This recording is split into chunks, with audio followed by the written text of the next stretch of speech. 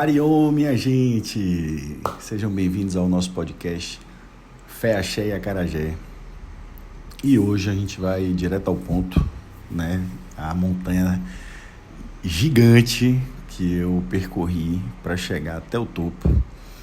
Mas eu acho que eu consegui clarear meus pensamentos diante das ideias que foram aparecendo. E eu desenvolvi esse podcast hoje com muito carinho para a gente poder escalar essa montanha com muita luz no coração. Então é isso, sebo nas canelas que hoje eu vou falar de relacionamento. Vou falar do relacionamento romântico, do pessoal, de amizade, do profissional e até do material. Então hoje é do romântico ao material, vamos conceituar dessa forma e vem comigo. Ainda um pouquinho sobre os pensamentos e as formas, né? O momento que eu estou vivendo hoje é um momento assim de uma plenitude e determinação. E o exato momento agora, eu tenho passado por situações que têm me obrigado a ter muita obediência e humildade, né? Então, esse é mais ou menos o tom que está acontecendo aqui hoje. Não me levem a mal, não, é tudo pessoal, com certeza, mas é com muito carinho, tá certo? Porque eu tive tempo para refletir, óbvio que isso está chegando para você agora, mas a disciplina, né, meus treinos de pilates, de funcional e de corrida, os estudos que eu venho realizando para fora, né, para as coisas que eu vivo no mundo e os estudos que eu preciso ter para ter autoconhecimento sobre corpo e a manutenção desse estado de saúde estão num momento assim de uma obsessão, né? Uma obsessão por alimentação mais natural, orgânica, sempre que possível. Processos de limpeza, né? Eu estou fazendo uma dieta específica para perda de peso, baixa caloria, baixo carboidrato. Eu venho falando disso aí nos outros podcasts. E pode parecer que eu estou um pouco exaltado e tudo mais, não, é porque eu estou empolgado mesmo, entendeu? Eu quero melhorar minha saúde e ter mais vigor para realizar meus projetos de vida, né? Então, eis que Deus cria situações para a gente chegar onde queremos. Se imagine pedindo para Deus um pedaço de bolo. Só que aí Deus chega e te dá farinha, ovos, leite, uma batedeira, o forno e você fica questionando. Deus, o que é isso? Eu só te pedi um bolo, uma fatia de bolo. Não precisa nem ser o bolo inteiro, um cupcake, um copo de bolo, né? Até o forno, né? E a gente fica questionando. Você questiona, Deus, o que é isso? Eu só te pedi o bolo, né? E ele pega e diz assim, eu provi todas as ferramentas e materiais para você fazer um bolo. Agora você pode fazer o seu bolo. Muitas vezes pedimos para Deus, mas Ele não nos ofertou como esperávamos. Deus nos oferece do jeito dele. Deus cria situações, ferramentas e materiais para que possamos conseguir o que queremos. E esse é o jeitão dele. O que não adianta é ficar tratando Deus como se ele fosse um gênio da lâmpada que vai dar tudo o que você quer sem que você tenha que agir. Você fica tão focado no que não tem que negligencia o que já tem no momento. E aquilo que nós temos, né, aquilo que você tem é suficiente para te levar ao que você ainda não conquistou. Basta colocar um pouquinho de esforço todo dia. Agora, para pensar. O que é o bolo que você tanto deseja? Faz uma lista e coloca o que você precisa para alcançar aquilo. E analisa o que você já tem para chegar. Ninguém falou que vai ser fácil, mas o que é seu e o que é do outro já estão guardados. Só que não vai vir até você. É você que tem que ir atrás dos seus objetivos. Pois afinal isso aqui não é sobre bolo, né? Nada é mais relevante na felicidade das pessoas do que bons relacionamentos pessoais, segundo Harvard. Amizade ganha do dinheiro, sexo, fama e poder. Amigos de verdade traduzem a gente no sentido de que eles sabem como simplificar o que a gente complica, sem nunca deixar que a gente caia em banalidades. Eles nos acalmam, mas também nos confundem, nos perturbam, nos provocam, nos fazem rir, mas também nos deixam chorar. Amigos nos fazem pensar e nos ajudam a não pensar. O bom amigo, inclusive, muitas vezes faz esse trabalho até pra gente, nos enchendo de ideias. Amigos estão perto nas horas felizes e nas horas tristes, mas principalmente estão perto nas horas neutras, naqueles dias jeans e camiseta, nos dias que a gente não quer fazer festa, né? Barulho, no dia até que a gente não quer ouvir conselho, eles estão lá. A gente confia tanto que quando está junto aumenta o volume dos pensamentos, libera as mais rasas bobagens e os mais profundos sentimentos. É que os amigos nos ouvem, nos entendem, sem distinção. Amor de amigo não é um amor preguiçoso. Amigo de verdade nunca é mais nem menos. Amizade saudável é sempre jovem, moleca, nunca envelhece, não tem hora certa, não tem frio nem calor que pode atrapalhar, não tem desculpinha nem panelinha. Pode até ter um ciúmezinho ali, né? Mas não pode ter inveja. O bom amigo torce pela gente, consegue ficar feliz com o nosso sucesso, com a nossa magreza, com a nossa riqueza, com tanta coisa. E esse podcast de hoje vai também para os meus poucos amigos. Para enxergar melhor as nossas relações, eu levantei uma pergunta sobre relacionamentos, que serve tanto para as relações românticas, de amizade, trabalho e vida, né? Mas eu fiz essa pergunta assim para poder a gente levantar 3 bandeiras e vou usar o exemplo do relacionamento homem e mulher. E acredito, né, que mesmo da posição de homem, eu consigo traduzir também, porque sensações e sentimentos, o homem e a mulher, eles compartilham, e acho que dor e mágoas e alegria e tristeza são sentimentos parecidos. Existem experiências diferentes sobre eles, mas eu acho que dói tanto no homem quanto na mulher. As intensidades são praticamente as mesmas, né? Porque a gente fica disputando para ver quem sofre mais muitas vezes, né? Mas não é sobre a intensidade disso, é sobre sofrer e aprendizados e sofrimentos e aprendizados e coisas assim, né? Coisas do cotidiano da nossa vida realmente. Aí levantei quais são as 3 bandeiras, né, que o homem e uma mulher devem observar quando eles estão entrando em um novo relacionamento, né? O lance é que essas 3 bandeiras que eu levantei, elas caíram em 2 situações, não sei se é ambíguo que fala, né, mas de opostos, né? Como foi a minha mente que ficou aqui pensativa, então ela tem um lado positivo, um lado negativo, e se resume, né, essas 3 bandeiras se resumem a essa questão da competição e cooperação. Quando se tem uma parceira ou um parceiro que dê valor ao seu bem-estar e quer que você sinta menos ansiedade, mais feliz, e quer que você sinta conectado, então eles são cooperativos. Quando eles dizem, por exemplo, oi, eu não estou sabendo como você está se sentindo, eu me esqueci completamente, porque são equívocos naturais, posso te ligar em 5 ou 10 minutos para a gente conversar um pouquinho sobre você? Por outro lado, você tem uma parceira ou um parceiro, onde você pergunta, eu não tenho notícias suas, como você está?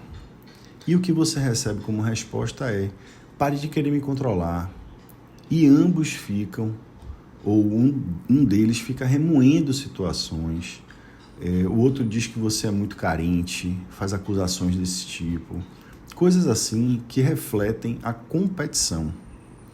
Então, quando você manifesta preocupação, ele realmente quer ver que você e a relação de vocês tenha uma melhora, o seu bem-estar é importante, ou a sua parceira ou parceiro estão empacados numa autonomia, numa independência única e exclusivamente deles, em que não pode ser controlado por você, pois eles rejeitam e negligenciam as responsabilidades que você assume na hora que está no relacionamento em relação ao próximo, né? Coisas que naturalmente vêm, né? De um carinho, de uma preocupação. A sua parceira ou o seu parceiro é aquela pessoa que vive entrando em competição com você, a pessoa com quem você está se relacionando, fica medindo quem machuca mais o outro, ou mede quem consegue ficar mais desconectado da relação, e mede até quem consegue ser mais independente. Isso me leva a me perguntar o seguinte: por que vocês estão juntos, né? Eu não consigo entender essa relação de tortura, porque isso é pura tortura, né? Disputar quem dá mais curtidas em páginas sociais com os outros, só porque o outro disse que não era para fazer, e aí a pessoa curte 10 vezes mais. Ou postar uma coisa que você não quer que seja postado, e aí a pessoa, pau, chega lá e posta. Então a pergunta que me vem é sempre assim: por que tá junto com uma pessoa dessa? Se vai machucar um ou outro. Num relacionamento, a mágoa de um deve ser a mágoa do outro. Ponto. Se você está num relacionamento saudável, é isso que vai acontecer. Naturalmente, é claro. Então, me vem aí aquela questão: por que você acha que pessoas feridas ferem pessoas? Quando se está ferido, você pensa que a raiva é uma força, a amargura é uma força. Pois se você para pensar a respeito, quando você está amargo, você não se sente fraco. E nem quando você está com raiva, né? Muitas das vezes, você se sente até mais poderoso. Veja bem, essas emoções escondem a sua vulnerabilidade, fraqueza e principalmente a sua dor.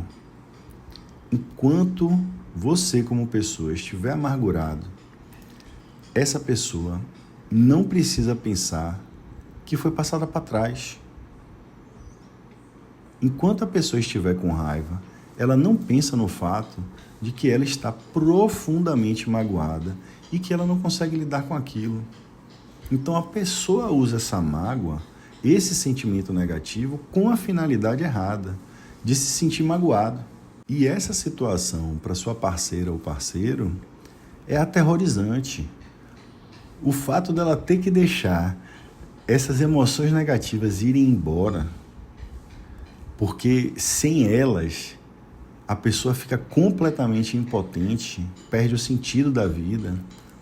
Então, aquele que se sente potencializado pela raiva precisa deixar esse sentimento ir, porque o amor é mais poderoso do que isso. É ele que vai fazer você se levantar dessas mágoas. Perdão, gente. O perdão é mais poderoso do que ficar magoando as pessoas. Afinal, a dor já é suficiente. Não se deve medir a intensidade da dor. Tá doendo e ponto final. Mas simples não quer dizer que é fácil. Quando se está amando, é impossível não ser magoado. Não tem jeito, né? Então, me veio falar também um pouquinho sobre pertencimento e posicionamento. Uma frase do Mário Benedetti que diz assim: quando você não pertence mais a um lugar, a vida se encarrega de colocar cenários desconfortáveis até você sair de lá. E mesmo que tudo pareça caótico, só está acontecendo porque algo melhor te espera. Ouça a vida quando ela te tirar de onde você não deveria estar. Mais dia, menos dia, o sofrimento chegará ao seu coração, pois que ele faz parte dos fenômenos da vida em progresso. Sem a sua presença, a soberba, o despotismo, a agressividade se fazem insuportáveis, porque o homem ainda não entende a voz suave do amor. Defronta a aflição que lhe lima as arestas e o persuade a reflexão ao bem. Às vezes o indivíduo reage, blasfema, esperneia e termina por ceder. A única maneira que se tem de liberar-se. Dessa forma, não te rebeles antes da dor, piorando a tua situação e desgastando-te inutilmente. A aceitação dinâmica, isto é, a transformação do sofrimento em experiência, realiza o milagre do êxito. Essa foi uma das frases que me chegou, que é psicografada por Divaldo Pereira Franco, pessoa maravilhosa, iluminada, oficialmente iluminada, né? E eu gostei muito dessa fala dele, né? Faz muito sentido para mim. Para muitas pessoas, a entrega talvez tenha conotações negativas, como uma derrota, uma desistência, uma incapacidade de reerguer das ciladas da vida e que, né, causa até certa letargia, né, e etc., né? Então, a verdadeira entrega, entretanto, é algo completamente diferente. Não significa suportar passivamente uma situação qualquer que nos aconteça e não fazer nada a respeito, nem deixar de fazer planos ou de ter confiança para começar algo novo. A entrega é a sabedoria simples, mas profunda de nos submetermos e não de nos opormos ao fluxo da vida. O único lugar em que podemos sentir o fluxo da vida é no agora.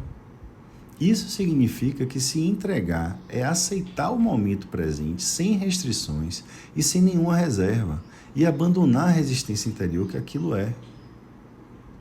A resistência interior acontece quando dizemos não para aquilo que é através do nosso julgamento mental e uma negatividade emocional.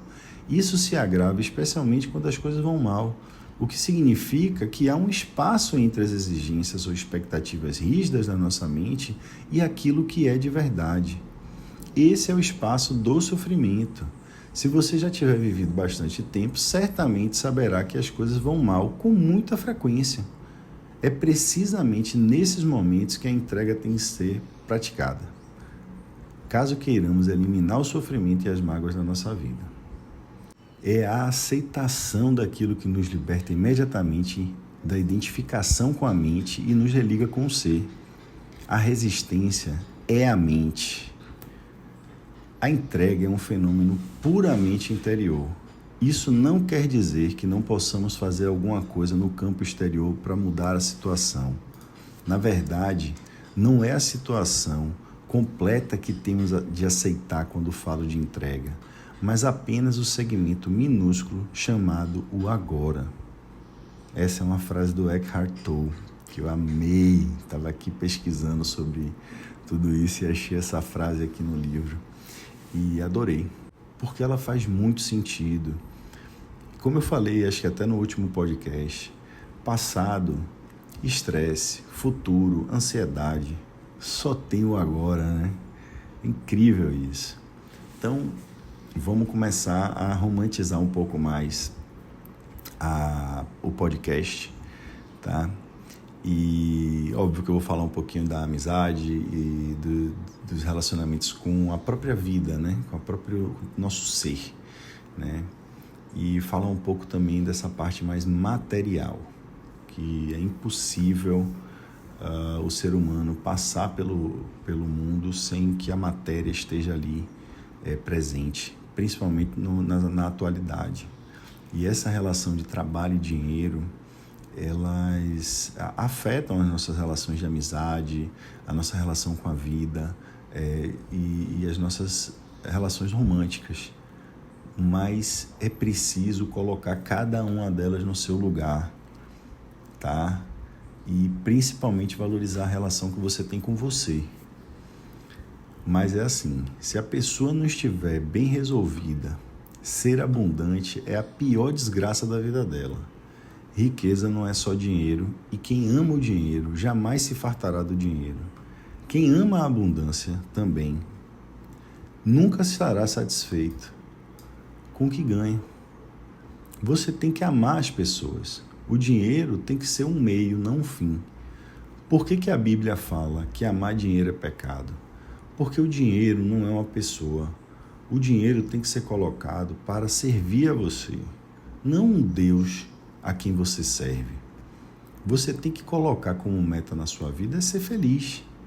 E o dinheiro tem que participar disso. Não tem que ser um fim em si mesmo. Eu vou dizer para você que se a pessoa não estiver bem resolvida, ser rico é a pior desgraça da vida dela. Eu vou explicar por quê. O pobre, ele tem um consolo, ainda que hipotético. Eu estou triste, por quê? Porque eu estou desempregado, porque cortaram minha luz. Ele tem uma razão para estar triste. O rico, ele diz o seguinte: eu estou tão triste quanto, mas eu não tenho nenhuma justificativa para isso. Então, eu estou triste como aquele pobre, só que eu não tenho argumentos do pobre para justificar minha tristeza.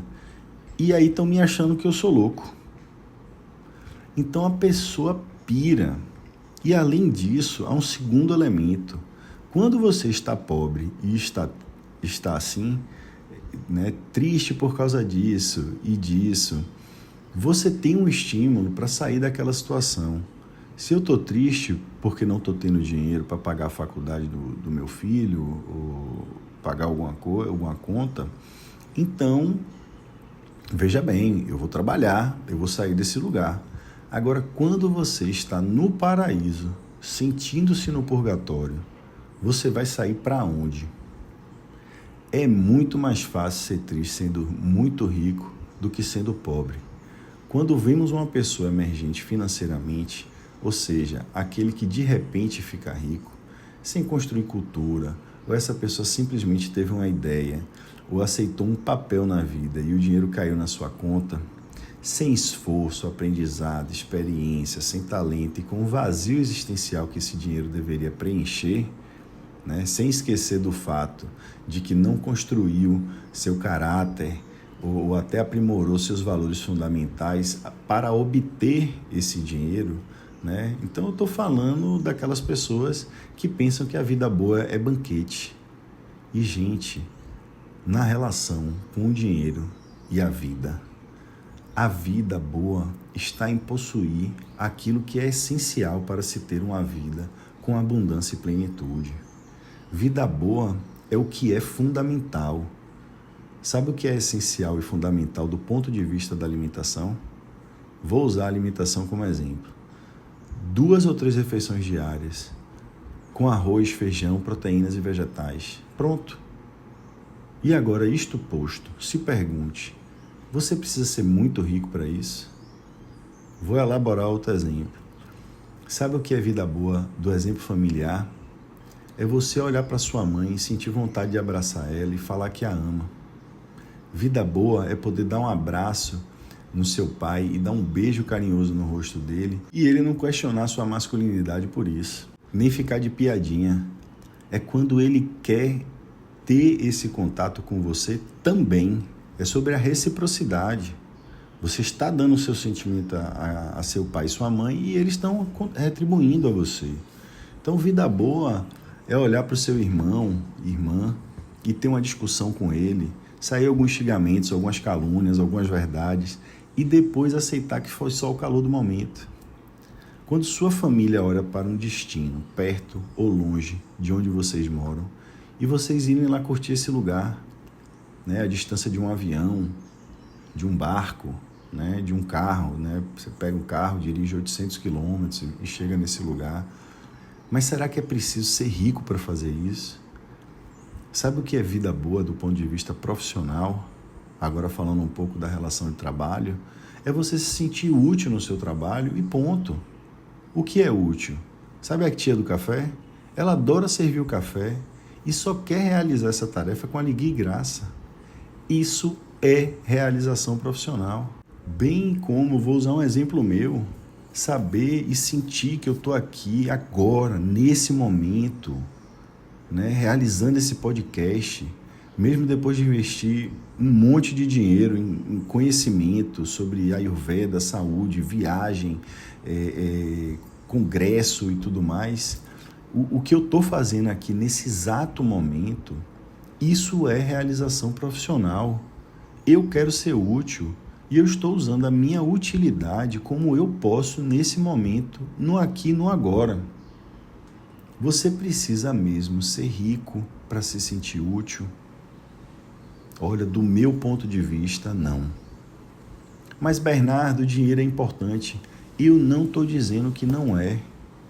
Eu estou dizendo que existe uma felicidade invisível e normalizada e, às vezes, desvalorizada pelas pessoas enquanto a gente está obcecado por um valor que alguém enfiou na cabeça da gente. É muito mais fácil você se sentir triste sendo muito rico do que sendo pobre, já que você vai ter muito mais necessidades para serem correspondidas. Quanto maior o número de possibilidades, mais triste você é. Quanto mais opções e caminhos você tem para seguir, mais difícil fica o processo de eliminar as opções para escolher aquilo que é o seu propósito.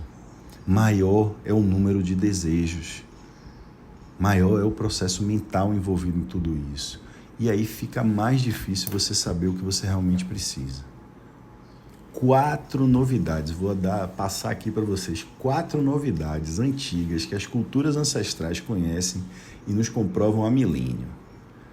A felicidade é a nova riqueza, saúde é a nova fortuna, gentileza é o novo bacana, maneiro, massa e o novo interessante, novo jeito de ser legal e se apresentar por aí.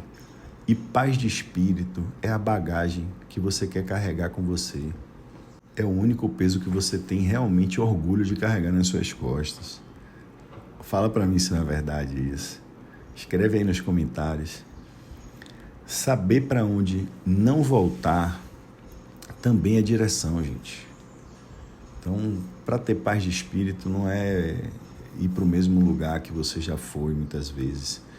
É você se desafiar ao novo. Então, o que me veio em relação a essa nova percepção de vida que eu venho construindo, né? Ainda não está nem parte pronta, mas é uma montanha linda que eu falei, né? Eu falei que ia ser uma montanha grande hoje, né? Está aqui já passando da metade aqui, perto do topo. Cara, saber para onde não voltar também é direção. E vivenciar o novo é sobre abertura, abrimento, abrir a mente, abrir o corpo, abrir os seus órgãos dos sentidos, abrir os seus sentimentos, abrir a sua consciência. E por que eu estou falando isso? Porque com a consciência tudo começa. É a consciência que abre possibilidades para você. É a consciência de presenciar, testemunhar aquele momento. Ali está a chance de agora você agarrar aquela oportunidade ou aquele momento. E aí chegou também para mim nas pesquisas uma frase do Swami Vivekananda, um pensador indiano que diz o seguinte: quando o mundo é o fim e Deus é o meio, você é um materialista. Quando Deus é o fim e o mundo é apenas um meio, você é um espiritualista. Uma afirmação para assim dizer, né? Você vai perceber quem é um espiritualista, esteja essa pessoa dentro de uma religião ou não, através do que ela busca realmente como fim para a vida dela. As coisas materiais são meios para que aquela pessoa possa se aproximar disso e para chegar lá. Mas elas não são uma finalidade. Agora, o que a gente vive hoje em geral, como também existe por aí, né, além dessas pessoas espiritualizadas, né, e às vezes dentro das religiões e fora delas também, o fim é o mundo. São coisas materiais, uma sobrevivência confortável e prazerosa, e se possível com evidência, não é? Não é uma coisa meio assim, precisa provar aqui, preciso ver para crer, né? Enquanto que com a relação com Deus é o contrário. A fé é você crer para ver. Nesse caso, onde a pessoa precisa ver para crer, o fim é o mundo. E Deus se torna um patrocinador dessa viagem do ego daquela pessoa. Essa relação com Deus vai acontecer por duas maneiras, sendo que a segunda é a pior delas e é onde a gente consegue comprovar que Deus não está presente ali, quase que em momento algum, né? Essa relação vai acontecer pelo que Deus pode dar àquela pessoa ou pelo medo do que Deus pode tirar daquela pessoa. Isso é uma visão materialista. Lembra que eu falei do Aladim lá em cima? Olha ele chegando aqui. A história da lâmpada maravilhosa de Aladim começa assim. Aladim realiza um rito, ele esfrega a lâmpada, 3 vezes, e dela sai um gênio, que tem todos os poderes de Deus, apesar de que ele mora dentro daquela lâmpada, ou seja, ele está num lugar geográfico específico, ele não está em todos os lugares.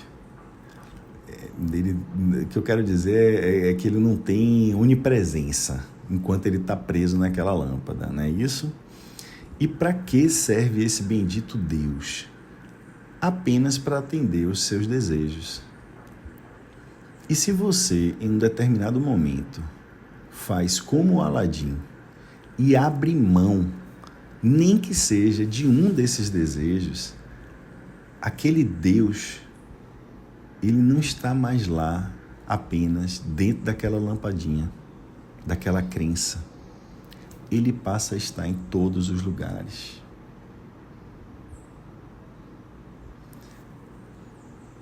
Esse silêncio foi proposital. Que é para ver se a ficha cai agora, mas se não cai agora, cai depois, tá certo? Pessoal, o papel da paciência em nossas vidas é imenso. É uma das qualidades que devemos nos aperfeiçoar quando viemos para cá. O carvalho é uma madeira apreciada pela sua beleza, durabilidade e versatilidade. O carvalho é conhecido por ser uma madeira pesada, dura e firme, que torna ela ideal para estruturas e para móveis. E não importa qual móvel que você confeccionar através dele, será sempre sólido e de boa qualidade. Você já se pegou pensando, por que as coisas algumas vezes precisam de tanto tempo para crescer e outras crescem tão rápido e logo se expressam ali diretamente? Isso aqui é um pouco, essa fala que eu trouxe para vocês, é para vocês avaliarem o que você procura. Se o que você procura é holofotes, canhões de luz do lado de fora, mas no seu cerne, nada fundamental, nada sustentável, nada sólido, sem boas qualidades.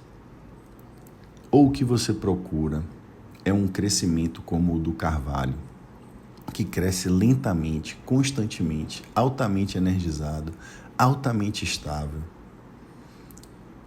Se você quiser se tornar sólido, estável e profundamente enraizado, não existe outra maneira. Não há outra maneira se não for através da paciência. E uma dica, você não precisa saber se vai dar certo. Você não precisa saber se vai gostar daquilo no mês que vem, no ano que vem ou daqui a 10 anos. Você nem precisa saber se é a decisão certa ou não. Você nem precisa saber se a decisão é a certa ou a errada. E com certeza não precisa ficar remoendo essas perguntas no caminho, porque verdade seja dita, não há decisão errada quando você age a partir dos valores da pessoa que você quer se tornar. Pessoal, hoje é sobre isso, tá? Um beijo grande para vocês. Se você gostou do conteúdo, curte, compartilha. E deixa o seu like aí, deixa seu comentário para eu saber o que a gente precisa melhorar aqui, tá certo? Agradeço sua presença. Hoje a minha presença estava aqui com vocês. Eu espero que vocês tenham sentido isso. Valeu? Harion.